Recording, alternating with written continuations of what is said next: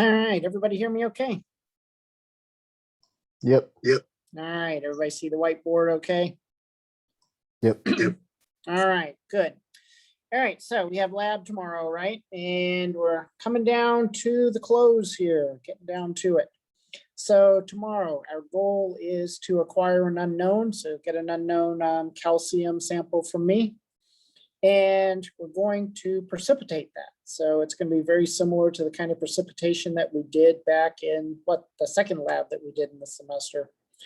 So we're going to make a calcium oxalate precipitate, and we're going to let that digest over the next week. So then we can isolate it, redissolve it, and titrate it in week 3. So be prepared to do the precipitation reaction tomorrow. All right, so hopefully at this point, everybody has got the standardization done. So if you haven't already done so, you might want to go ahead and calculate the concentrations of your titrant. You're not going to need that this week, but you're definitely going to need that on week 3. All right, any questions about that? Oh yes, and abstract is due tomorrow as well, right? So you don't have a quiz, but do come with your abstract in hand to lab. All right, everybody clear on what's due? Okay, so that being the case, let's pick up with the Nernst equation, which is the equation that we introduced last time in class. So we saw that we could calculate the potential or voltage of a cell under standard conditions by just taking the difference between the cathode and the anode half cell potentials, if you will, or half reaction potentials, okay? Because everything was set up under standard state conditions. But in many cases, you're not actually going to be working with a reaction under standard state conditions. So in this case, we needed this new equation, which we introduced last time, called the Nernst equation. Okay, so we see that the Nernst equation is shown here. There it is, just put an arrow to it. And this allows us to obtain a non-standard potential. So that E on the left is a non-standard or measured potential. And the E0 there is the standard reduction potential. And then you have a term on there that lets us essentially correct for non-standard conditions. So I represent everything there in the Nernst equation. Big R is your thermodynamic gas constant. T is your temperature in Kelvin. So you can see that's in there because we can be at some temperature other than the standard temperature. N is the stoichiometric number of electrons transferred in the reaction or the half reaction, whichever way we're applying the equation. F is a constant, it's the Faraday constant, which is essentially Avogadro's number for charge. So it's the coulombs we have, which is charge unit per mole of electrons. And K, which is big K there, is the equilibrium constant as expressed through the law of mass action. Products over reactants raised to their respective powers. Okay, so now the question is, well, what do we do with this equation? Well, what we're going to do, the way I generally like to do it, is I like to apply the Nernst equation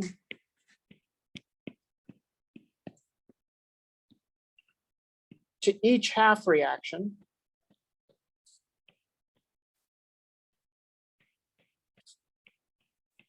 individually.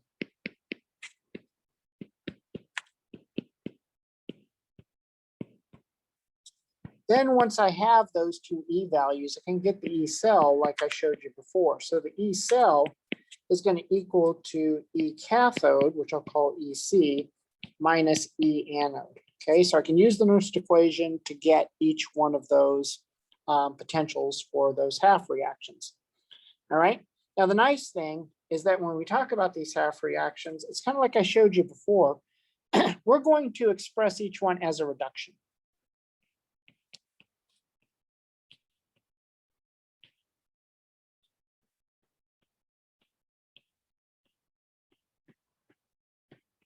Okay, so we're going to write each half reaction as a reduction. Now that keeps us from having to worry about whether or not I have to flip a reactant. And if I flip a reaction, does a reactant become a product and a product become a reactant? What's the deal there? Okay, so what I'm going to do is just apply the Nernst equation to each half reaction individually, with each one expressed as a reduction half reaction. Then I'm going to apply the difference here, and that takes care of the fact through the negative sign there that one of them is actually an oxidation reaction or half reaction. All right, so if we want to see how to do this, let's just take a look at an example. I want to get E cell for this electrochemical cell. Now we're going to write it in terms of a cell diagram here. So remember, that's a shorthand diagram for the electrochemical cell that shows us everything we need.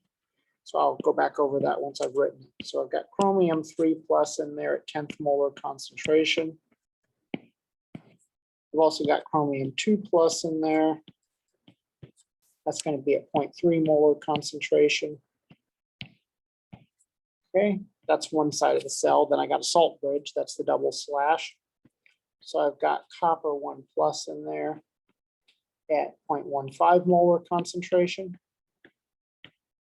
And that's going to be in contact with a copper electrode. So a solid copper electrode. All right, so what do we remember about this shorthand notation?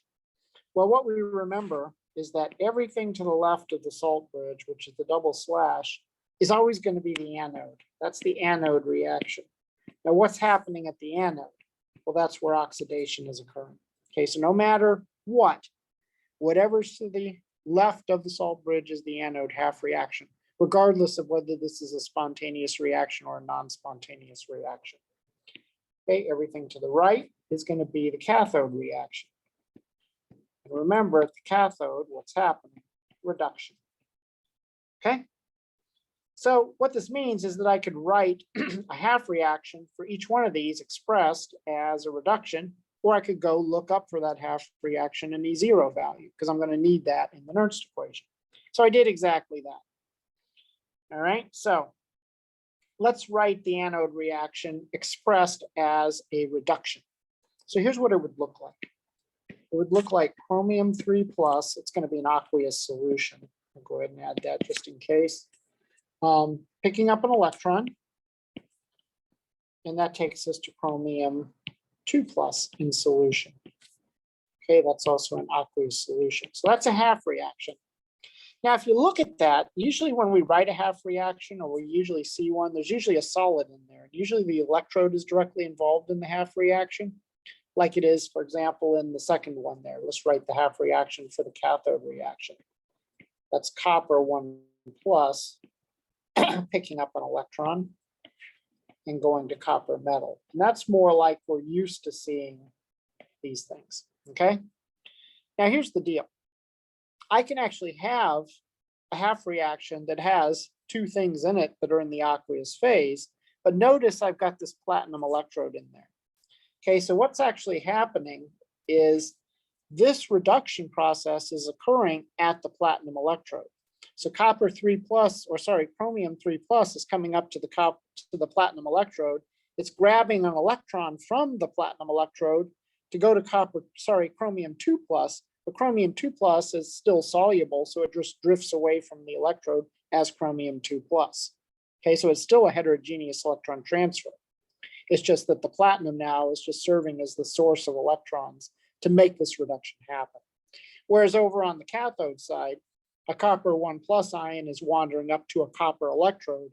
It's accepting an electron from the electrode and then plating out. Okay, so see the difference there? But it doesn't matter. I can basically go to either one of these things and I can look up an E0 reaction for them. So I did that. So remember, I find these E0s in tables for the given half reactions. So I have minus 0.42 volts. That came straight out of the table. I can also do the same thing for the copper half reaction. And I find that the E0 for that is 0.518 volts.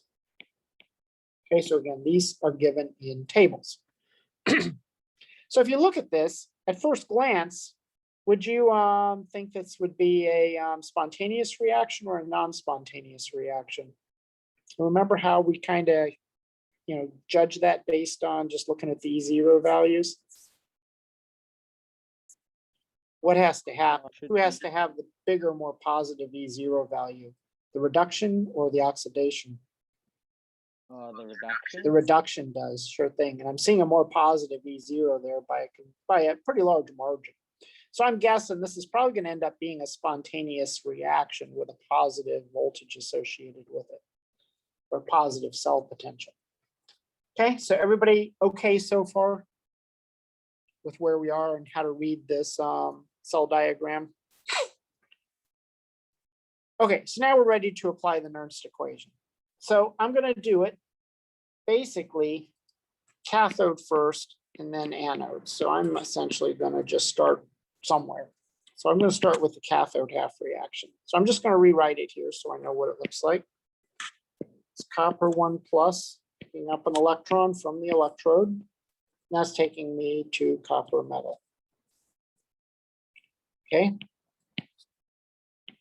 And I know that my E0 for that is 0.518 volts. All right, so now I also know, based on what's given to me in the cell diagram, that I've got 0.15 molar of the copper ion present in solution. Okay. So now what I want to do is apply the Nernst equation to this. So I'm going to write the Nernst equation for this half reaction. So it's going to be the regular old Nernst equation. E is equal to E0 minus RT over NF. And then we'll come back and figure out what to stick in here, times the natural log of K, equilibrium constant. All right, so let's just remind ourselves what K is here. Products over reactants, right? So copper is a solid. Now, do solids show up in the law of mass action? No. No. So I'm just going to put a 1 there to represent where that should be, but isn't. And now I can put the concentration of the copper 1 plus, because that's an ion, that should show up. Okay, so that's what I'm going to end up with, products over reactants. So that's my expression for K in terms of law of mass action. Okay, so let's go ahead and pull it all together here. So now I can go ahead and say that E is equal to my E0, which is the 0.518. I'll stick volts on that, minus all this other stuff. I got 8.314. I'm not going to stick units in here. I will come back and show you how the units work in just a moment. Times T, that's got to be in kelvins, we said. We're at 298 because we didn't state otherwise. So if we don't say, we're at room temperature. Okay, stoichiometrically, how many electrons are being transferred in this half reaction? 1. 1. So I'm going to put a 1 in there for N. And then I put the Faraday constant. That's 96,485. All right, then I have my ln of my K. Okay, so I can plug numbers in that. That's 1 over, well, what's the concentration of the copper ion? Oh, it's 0.15 molar. Okay, so everybody see how I stuck the K in there? All right, so if you work all this out, you're going to get an E for the cathode half reaction of 0.469 volts. Now, for you guys who care about units, let's just go back and do a quick unit analysis of all of this. So basically, I've got volts here, right? Now, the argument of a log has to be unitless. So essentially, what does everything inside the parentheses here have to be in terms of?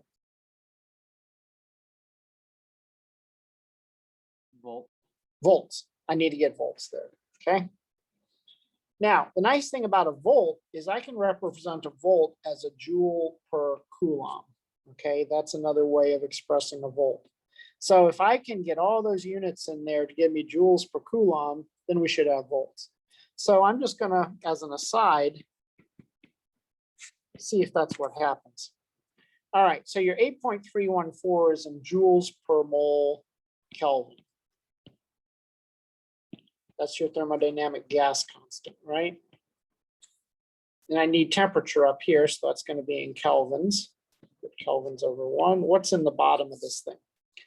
All right, that's going to be moles of electrons.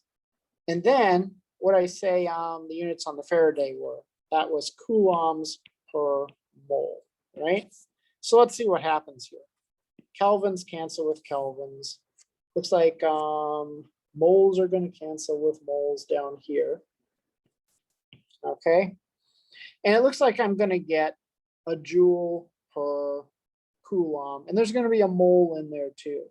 Okay, and a lot of times we don't really worry about the moles that show up down here because we say that we know that we're working with a mole of electrons anyway. So we just kind of ignore the mole and essentially end up getting a joule over a coulomb, which is a volt. Okay, so the units more or less work out for us. So I don't have you stick units in there, but I just want you to see that we essentially get the units out we're supposed to get. Or we could say that's joules per coulomb per mole of reaction, if you will. That's another way of thinking about it. Okay, so now that takes care of the cathode side. So now we have to look at the anode side. Now, again, it's important to recognize that the anode reaction is still going to be written as a reduction because that's our protocol. So we saw it above. Here it is. It's chromium 3 plus, picking up an electron. Go to chromium 2 plus. Okay, and I had an E0 for that. And that E0 turned out to be minus 0.42 volts. And again, keep in mind, I'm writing this as a reduction. All right, so now I can apply Nernst to it the same way. Oh, and I have some concentrations, right? The chromium 3 plus we said was 0.1, the chromium 2 plus was 0.3.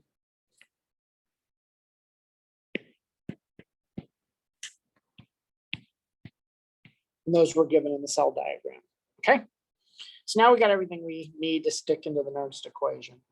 All right, so I'm just going to plug it in. So E anode is going to equal to the E0, which is minus 0.42 volts, minus RT over NF. So that's your 8.314 times 298 Kelvin. How many electrons are getting transferred here in this reaction stoichiometrically? 1. 1. And then the 96,485 for your Faraday times the natural log of products over reactants raised to their respective powers. Okay, so what should this look like? It should look like 0.3 over 0.1, right? Those are molarities. We can go ahead and stick them in so you know what they are. All right.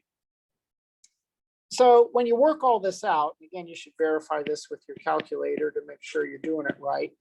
The anode potential is going to be minus 0.45 volts. Okay. And the way I do this is basically I do all this stuff in parentheses here first. So I'd work from the log term out. So I'd get the log of the ratio 0.3 to 0.1 and then multiply it through by all of those constants. When I get that number, I'm going to subtract it from the minus 0.42. You do that, you get minus 0.45. So now I want to get E cell. And the protocol is to say that E cell is equal to E cathode minus E anode, right? So let's go ahead and plug those values in. What did we say E cathode was? It was 0.469 volts. And I'm going to subtract from that E anode, which is a minus 0.45 volts. And you can see what the signs are going to do here. The negatives are going to essentially cancel each other out, and you're going to get 0.92 volts. So what I get is a positive voltage, which implies a negative gives free energy, okay? So what that's telling me is that this is going to be a spontaneous reaction. And if I have a spontaneous reaction, that tells me I've got a galvanic cell.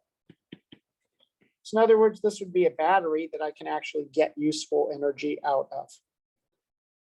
Okay, so everybody see what I did there? Any questions about how I set that problem up?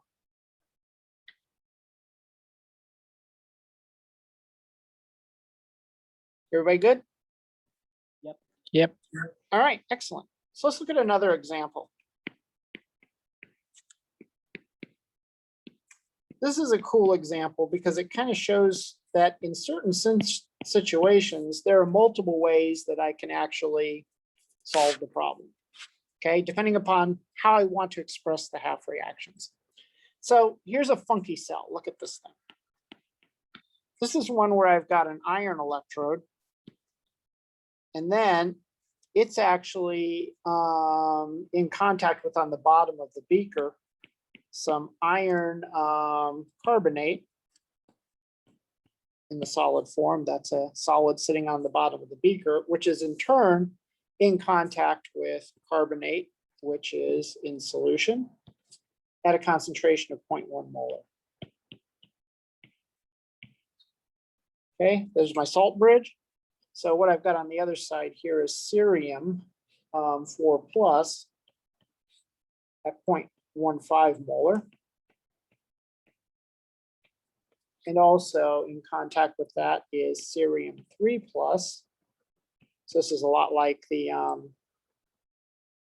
cathode reaction we saw above at 0.20 molar. And all that's happening at a platinum electrode. Okay, so in this sense, it's very, very similar to the situation we saw above. Now, what's going on here? Well, here's my anode reaction, right? So again, I can't say anything at this point about whether this cell is galvanic or not, but I do know that this is the anode reaction because it's on the left-hand side of the salt bridge. And this half reaction over here has to be the cathode half reaction. It's on the right-hand side of the salt bridge. Okay. So the interesting thing about this is how we're going to represent the anode half reaction. The cathode half reaction, there's really only one way we can do it, and it's the way we did it in the example above. But the other one we've got, because we've got an insoluble species in here, there's a couple ways we can look at it. So I want to focus on the anode half reaction here and how we might represent it.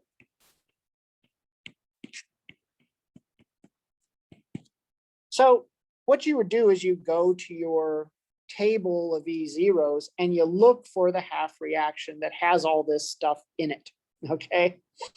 And one you're going to find would be this one. It's the FeCO3 solid picking up 2 electrons. So again, you're looking for a half reaction that's got iron in it, it's got iron 2 carbonate in it, it's got carbonate in it, okay? You pick up 2 electrons, here's what you get. You end up getting iron, solid, okay, so that matches, you've got that in there, and you get some carbonate. That's in the aqueous phase. Okay, that's an actual half reaction you look up. The E0 that goes with that half reaction is minus 0.756 volts. Okay. So now I can go ahead and calculate a half reaction just the normal way for a potential. So I can say E anode is equal to, using the Nernst equation, the E0, which is minus 0.756 volts, minus RT over NF, 298 Kelvin again, because I didn't specify anything different. How many electrons are getting transferred now? 2. 2, so we're going to put a 2 down there. And then we have a 96,485 down here. Now I have to get my equilibrium constant. Okay, so what's in here that is soluble that I can actually put in here and assign a concentration to? Can I assign a concentration to the FeCO3? No, it'd have to be the carbonate. It's only the carbonate. So did I give you a concentration of carbonate? I did. It's 0.10. And notice that carbonate is a product here. So I'm going to put 0.10 molar over 1. Okay.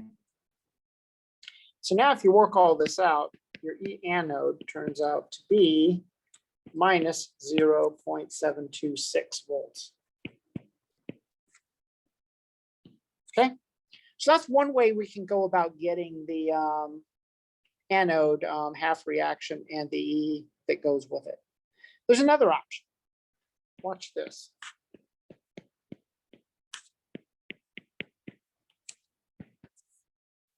I can actually reduce this reaction down to something a lot simpler. Okay, so I can look at this and say, okay, well, what if we kind of treat carbonate as a spectator ion and just say it's not even in there? So if I just kind of got rid of the carbonate, what would you be left with? It would be Fe2 plus 2 electrons going to iron solid. So let's write that.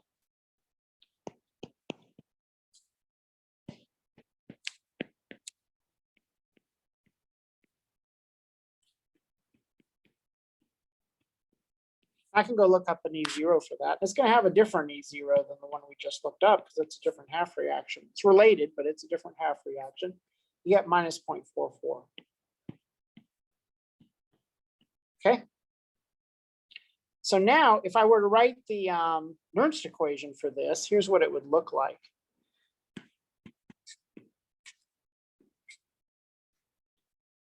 So I could go ahead and write it accordingly. It looks like E0 minus RT over NF. Now times the natural log of 1 over the concentration of the Fe2 plus. Okay. Now, here's the deal. I need that concentration of the Fe2 plus. I don't have it. It was never given anywhere up here in the overall expression, right? All I've got is the carbonate ion concentration. And that doesn't necessarily help me in terms of figuring out how much Fe2 plus I've got in there. Why not? Well, because the carbonate's actually coming from some other source, which is probably going to be the dissociation, but who knows where it's coming from. Okay. So I'm looking at this and I'm recognizing that, oh yeah, that FeCO3 up there is a solid, right? So if I want to come back and figure out how much Fe2 plus is in that solution, how am I going to do it? Well, I've got FeCO3 essentially dissociating, isn't it? And when it dissociates, one of the dissociation products of it is going to be, guess what? Iron ion. So this looks a lot like a KSP, okay? It's a solid dissociating in the presence of its common ion, which in this case is the carbonate, okay? So if I want to get the iron 2 plus concentration, I got to set it up as an equilibrium problem involving the dissociation of FeCO3, don't I? Okay, so let's look at what that would look like, just doing it the regular old ice table way, right? So I've got FeCO3, that's a solid. That's dissociating according to a KSP. And what am I going to get out of that? I'm going to get Fe2 plus, and I'm going to get carbonate, both of those in solution. Okay, so what I want is an equilibrium concentration of the iron 2 plus, because that's what's going to go back into the log term. All right, so I'm going to set up an ice table here. All right, FeCO3 is a solid, doesn't show up in the law of mass action, right? Now, prior to dissociation, have I got any Fe2 plus? No, I don't. Do I have any carbonate? Yeah, I do. The problem tells me that I've got 10th molar carbonate ion in there, so I got to put that in there. It's a common ion, right?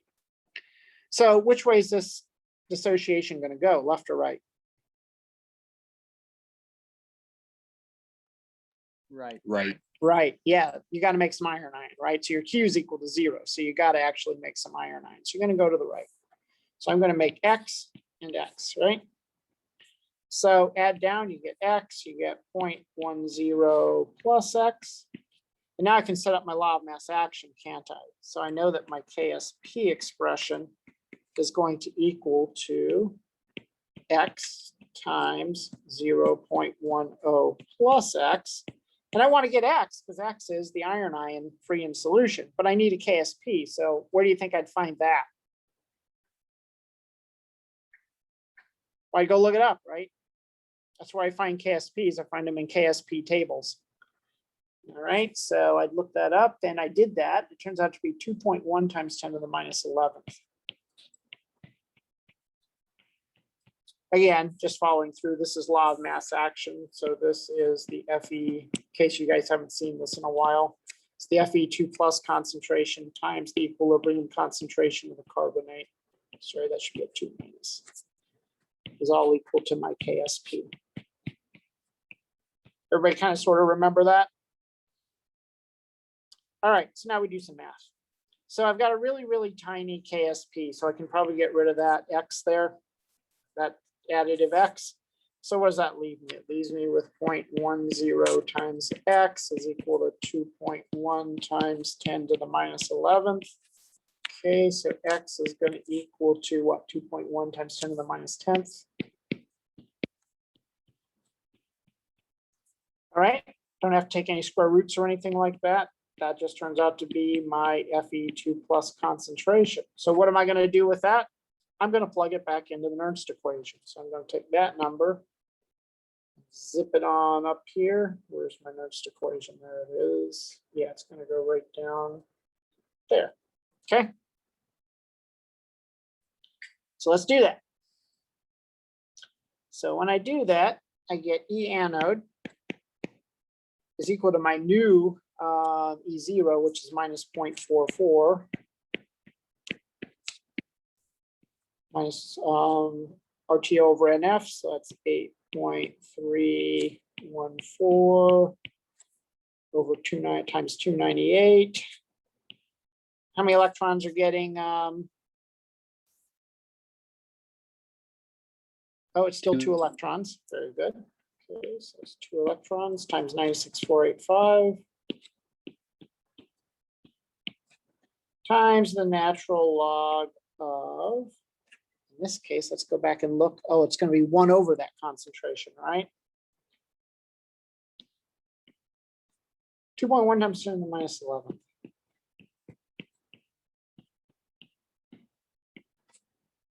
All right, so when I work all this out, my E anode is going to be, lo and behold, minus 0.726. Now, how does that compare to the E anode we calculated using the other half reaction? Oh, it's the same. Wonder of wonders, it's the same. So it's 2 ways of calculating an anodic half reaction potential, okay? Doesn't matter, there's no right way or wrong way. You pick the way that makes the most sense to you based on the half reactions you've got available to you. All right, so now we need a cathode half reaction.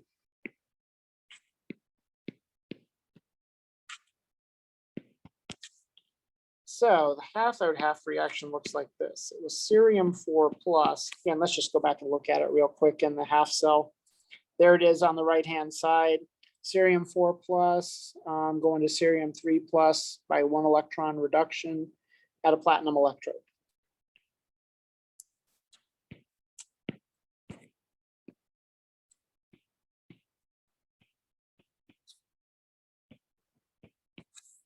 Okay, and you also were given some concentrations in there as well.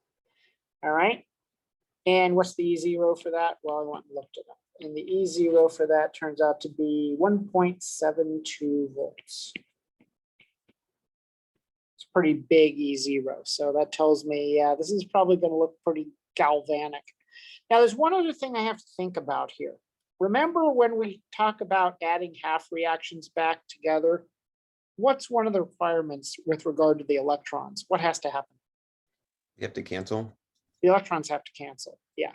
So notice in my other half reaction, any which way I cut it, we'll just go back up to the other one up here.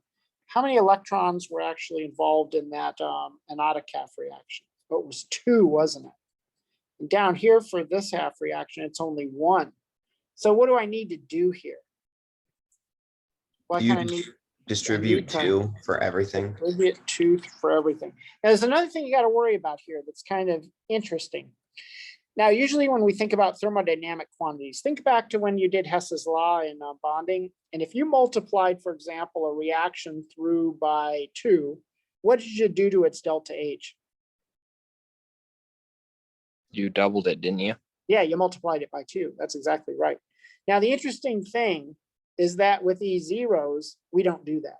We're going to leave the E0 right where it is, okay? But I still have to multiply everything through in my reaction. So I've got, let's see, 2 times cerium 4 plus 2 electrons.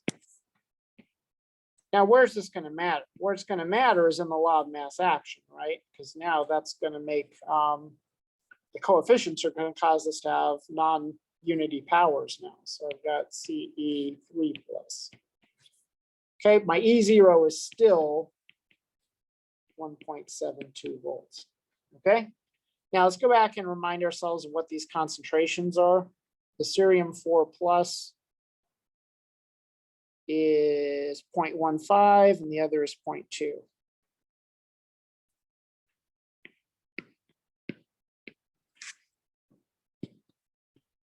think I got those right. All right, so now let's go ahead and plug everything back into Nernst. So this is E cathode, right? Which is my E0, which is 1.72 volts minus RT over NF, 8.314, 298. Now what's my N? 2. 2. 6,485 times the natural log of products over reactants raised to their respective powers according to the law of mass action. So it looks like I've got 0.20 here, but I got to square it. And it looks like on the bottom, I've got 0.150. 0.15. I also got to square that. Okay. Everybody see what I did there? Law of mass action stuff. So now you work all this out, and E cathode is going to be 1.716 volts. All right, so now I'm finally at the point where I can get an E cell out of this thing if I want to. It seems like it took us forever to get there, but we're there. So remember, E cell is equal to E cathode minus E anode, as long as I've represented both of my half reactions as reductions, which I did. Okay, so what do I get? My E cathode is 1.716 minus my E anode, that was minus 0.726.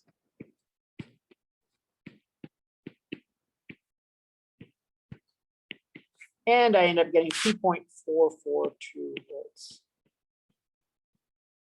Okay, so have I got a galvanic cell or a non-galvanic cell here? Galvanic. Definitely galvanic. Got a nice greater than 0 value of E cell. So it's galvanic cell. Good battery. Good battery. Now, if you wanted to, you could go back and even show the overall cell reaction, but I'm not going to do that. We basically got what we need here. All right, any questions about that? And again, this is just to show you, again, another example, a couple other things that pop up, as well as a chance for you to see that there are a couple of different ways of calculating that anode half reaction potential.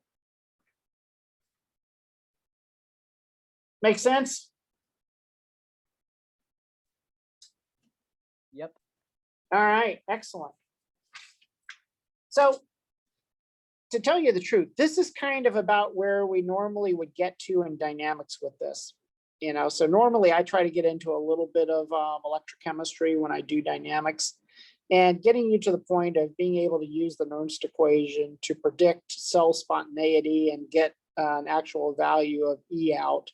And then we can relate that back to delta G's and equilibrium constants and things like that.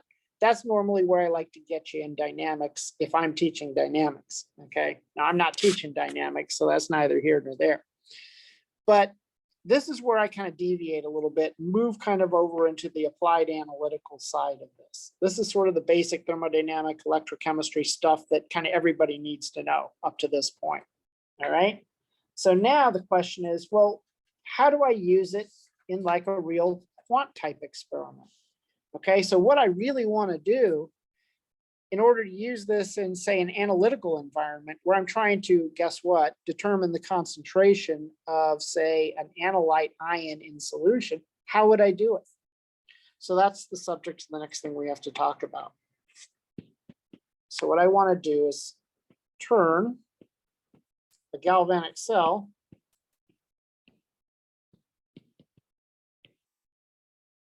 into an analytical measuring device.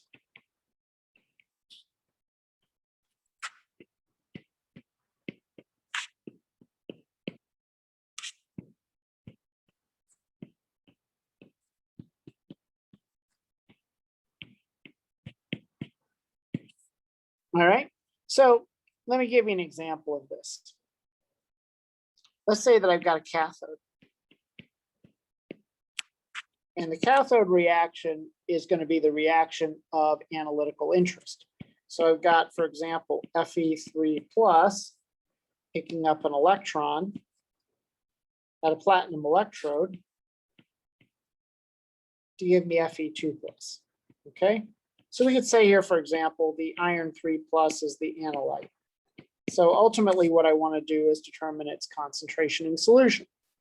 Okay, so I could do that by first writing a cathode reaction using the Nernst equation. Okay, so I'm going to have my E0 for that couple. So this is going to be the E0 for the Fe3 plus Fe2 plus couple. So I would find that half reaction and go look up the E0 for it, right? That would be easy enough to do. Minus RT over NF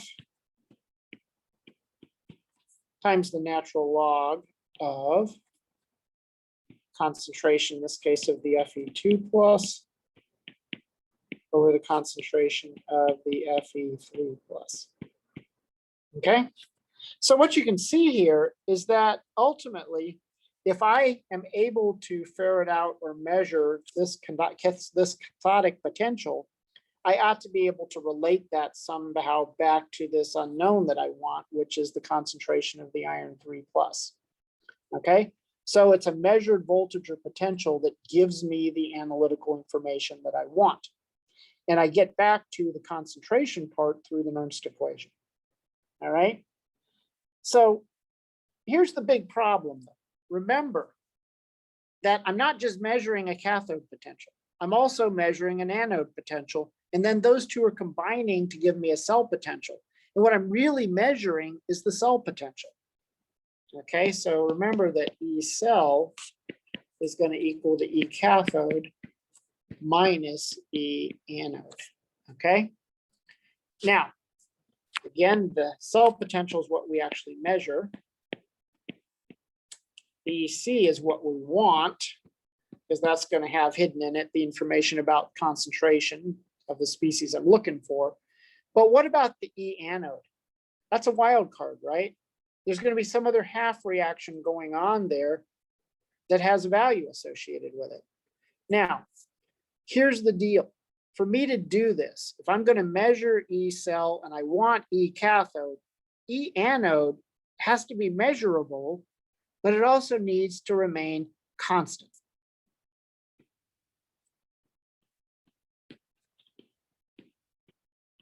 Okay, does everybody see why it needs to remain constant there? Because if it's varying at the same time that E cathode is, there's no way I can ferret out E cathode by itself if the two are changing together. Okay, it's what we would call deconvolution. All right, those two things are convoluted. I can't pull one apart from the other. But if I make E anode a constant potential, so it's not changing, then any change in E cell that I see has to be due to E cathode. But then I can ferret out E cathode. Okay, that's what has to happen. So now what's going to happen is I'm going to define the E anode as a reference potential.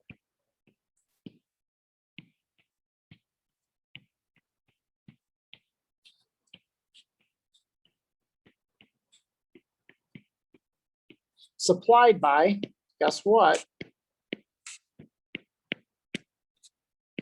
A special electrode called a reference electrode.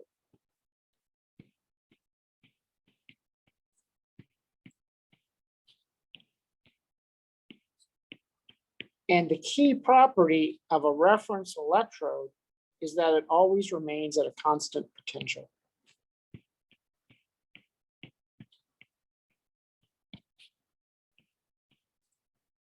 So no matter what I do with the rest of the cell, that reference electrode is going to be locked down at a constant potential. Okay? So how might I do this? How would I actually design a half reaction and encapsulate it as part of a reference half reaction to do this? Okay, so it really comes down to picking the right half reaction. So here's a half reaction we can use. And you'll see why it works here in just a moment. So here's the half reaction. It's the silver chloride. And there's several of these I could use, but this is the most common one. It picks up an electron and it goes to silver metal plus chloride ion. Okay, and in terms of my notation, so if you would actually see this in cell notation, here's what it would look like. Always start out with the electrode, right? So that would be the silver electrode in contact with, on the bottom of the beaker, solid AgCl. Okay, and then that's in contact with chloride ion. Now, here's the key to make this work. The chloride ion is going to be saturated. So what do I mean by saturated? Well, it means that I'm going to have a source of chloride ion, such as KCl, okay? It's generally thought to be soluble, but if I put enough KCl into a solution, I'll saturate that solution, won't I? So what I'll end up having is a saturated concentration of chloride ion in there, along with some solid KCl sitting out on the bottom, right? Now, here's the nice thing about this. So I can say from KCl, so you know where it's coming from. You got to add the salt. All right, here's the nice thing about that. If I can say that the chloride ion is saturated, what does that tell you about its concentration at all times? It's going to be constant, okay? Because even if some of it gets used up, for example, in the half reaction, a little bit more is just going to dissolve out from the KCl to replace what was there, right? So it's going to be at a constant equilibrium concentration because of the saturation condition of the solution. Okay, so this is really nice. The only thing in here from a Nernstian perspective that's going to actually control the potential of this half reaction is the chloride ion concentration. Everything else in there is a solid, right? Solids don't show up in the law of mass action, so they don't matter. So if I were to actually write this in terms of a half reaction for this reaction, what would it look like? It would look like this. We would call this E ref is going to equal to the E0 for the silver chloride, AgCl couple, which again is a constant. I just go look it up, minus RT over NF, right? Times the natural log of what? If I go back to my half reaction, just written as a reduction, it looks like the only thing that shows up in there is the concentration of the chloride ion. And if that's under the saturated condition, it doesn't change, it's constant.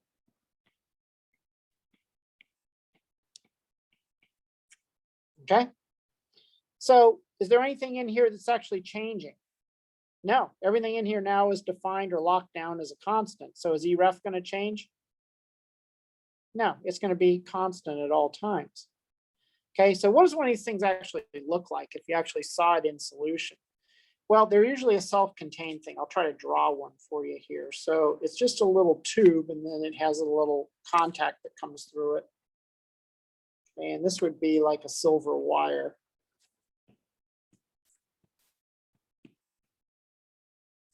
Okay, and then it's going to be self-enclosed in a little tube. This is like a little glass or plastic tube or something, kind of like a pH electrode that you guys have seen before. And then there's a little frit on the bottom of it, which is just a little plug, if you will. Okay, and basically the frit allows ions to move in and out. So the frit is just a semi-permeable membrane.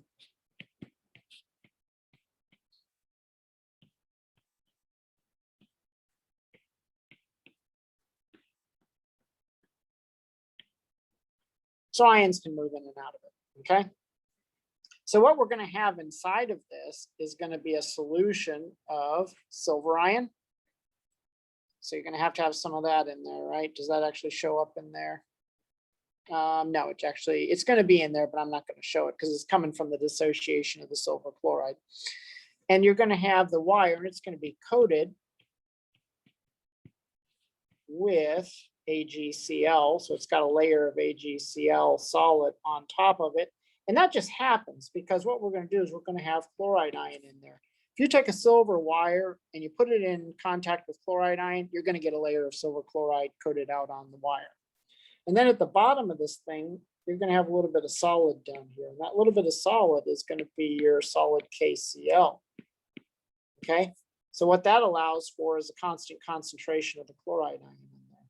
So you got your silver, you got your chloride ion, you got your KCl down at the bottom, and then you've got the Frit, so ions can move back and forth out of this thing. So this is a self-contained electrode, if you will, that has the self-contained half reaction in it. And the Frit, if you think about it, really is just functioning like a salt bridge. So I could take this thing and just dip it into a solution that has my analyte in it, and we're good to go. Okay, so this is where I'm going to stop for today, and we'll come back on Wednesday and talk about how we're going to put all this together to actually turn it into some kind of true analytical measuring device. But now you see why you need that reference half reaction and how you might actually construct an electrode assembly to provide it. Any questions? Okay, guys, so remember, tomorrow, abstracts are due. Bring them with you, no quiz, and be ready to do your precipitation reaction. All right, guys, I will see you tomorrow at 5. Have a good rest of your day. All right, thanks, you too.